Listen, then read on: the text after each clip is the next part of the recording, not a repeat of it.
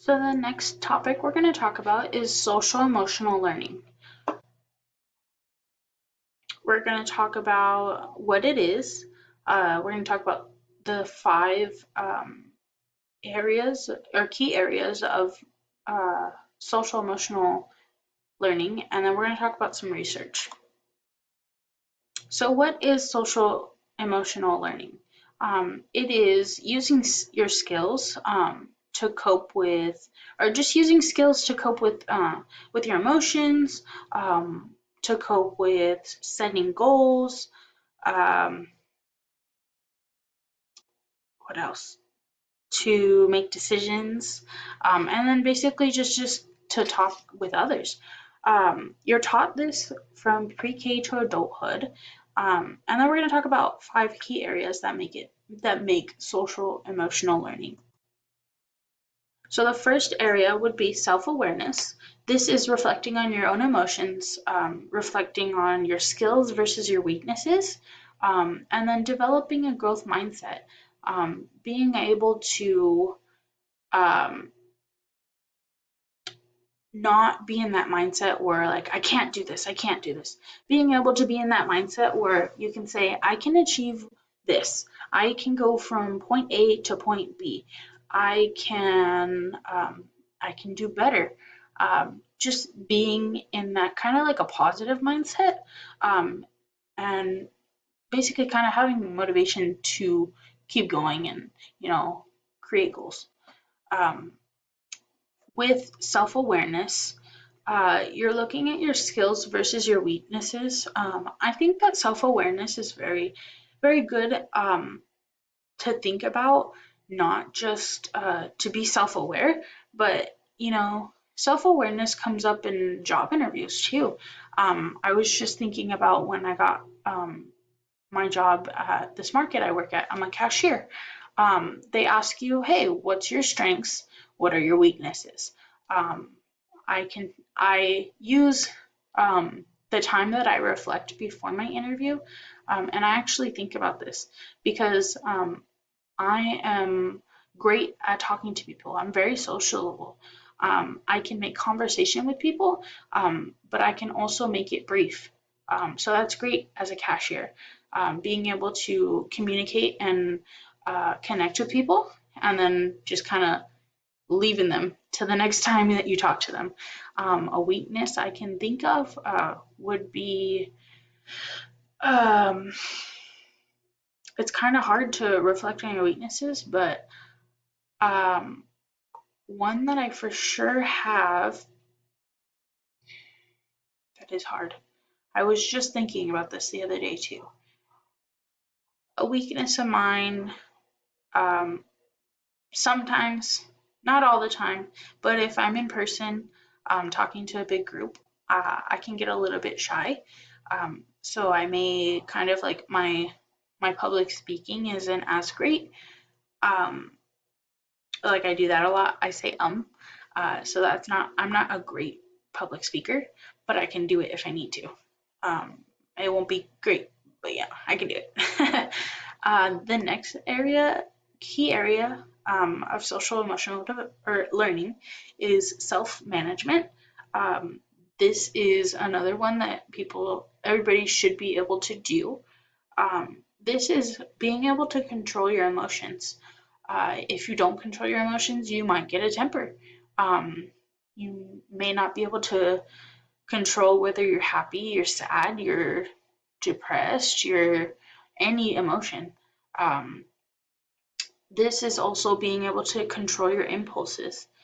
I have a hard time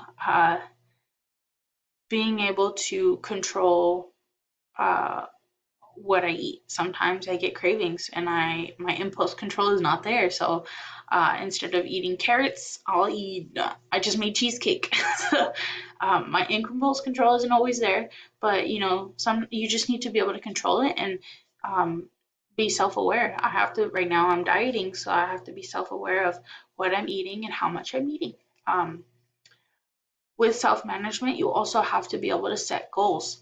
Uh, this should be something that, like in the stages of development with Erik Erikson, This would be within, which stage would it be?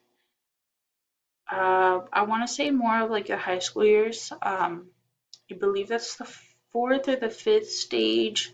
Um, but basically where they're finding who they are, kind of. They should be able to set goals and look at who they are and who they want to be in the future. I had to do that in high school.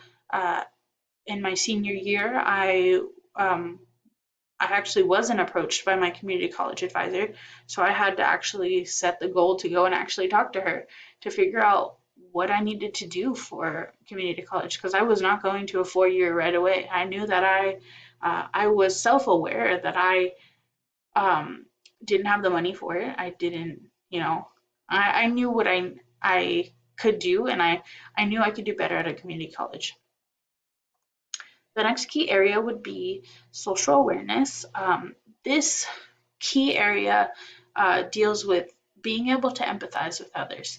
Um, this, I see that my brother, my younger brother, I can see we are both very different from each other for social awareness. Um, my brother actually has a hard time empathizing with others. He really doesn't know how to control his or not necessarily control his emotions, but be able to distinguish his emotions to others. He's not able to communicate that. Um, Therefore, he cannot empathize with others. So if I'm having a hard day, I actually have an example of this. If I'm having a hard day and I go to him, he's not going to be able to help me. An example of this is one time I got in an argument with my stepmom, and my dad was there, and he kind of supported me on that. But I went upstairs and I went and this is gonna be kind of personal, but I went upstairs and I cried, um, and later on I wanted a little bit of support from somebody else that wasn't one of my parents. So I went to my brother and I was like, hey, can I just sit in your room for a little bit? Like, I'm not feeling very well emotionally, and can I just be with you? I need to be with somebody. And he wasn't able to empathize with me because that's just something that he never developed. Um, he does have some issues, personal issues like with like mental health, but he's not able to have that. So this is a very key skill that kids need to learn when they're young. Because he's only 4 years younger than me, but you know, even that much of an age gap, even with the same environments that we were around, that much of an age gap, maybe that it just halted his development. Another thing that goes with social awareness would be understanding others. Um, I know that he can understand what I'm going through. He just can't empathize, my brother. Um, so just being able to understand what other people are going through, it kind of goes hand in hand with empathy, but understanding is a little bit different than empathy. Um, and then also appreciation.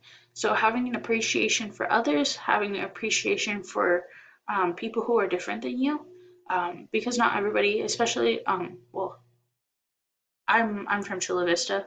I no longer live there anymore, but I am from Chula Vista, and Chula Vista is very diverse. So in that community, you need to be a little bit of appreciative of who you're around, maybe being able to distinguish different cultures and appreciate them. I went to Japan 7 times, and I truly appreciate their culture. I love their culture. It was definitely a culture shock going to Japan because it's so different, but I do have an appreciation for them. Another key area of social emotional learning would be relationship skills.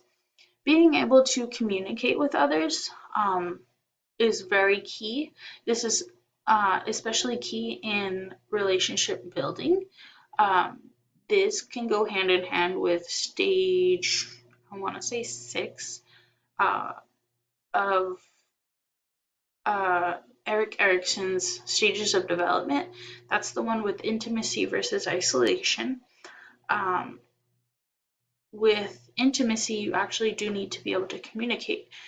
If you have a partner, you're going to be able to need to talk about your feelings, talk about what's going good and what's going bad. You need to be able to reflect, and just have an open communication and just being able to talk to others. Another thing with it, relationship skills would be conflict resolution. Um, if there is an issue within your relationship, you're going to need to be able to reflect on that and see how you and your partner can change. Because every conflict is not, on one side. Maybe there's an issue with the other person too. And then there's responsible decision making. That's another key skill. I believe that's the last key skill. This one is thinking about consequences. So throughout life, you need to be able to think about what you're doing and how it's going to affect others as well as yourself. If you're deciding to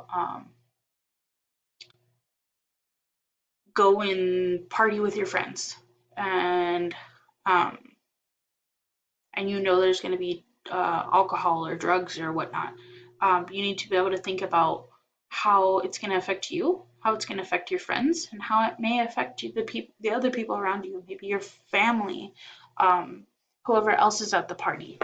So you need to be able to think about what's going to happen when you get there. Are you going to be safe? Are your friends going to be safe?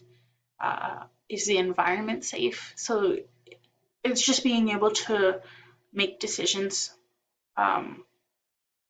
while thinking about your consequences.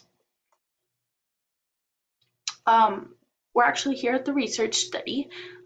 We read about the research study. It was done with a group of people, I believe, when they were in like elementary school.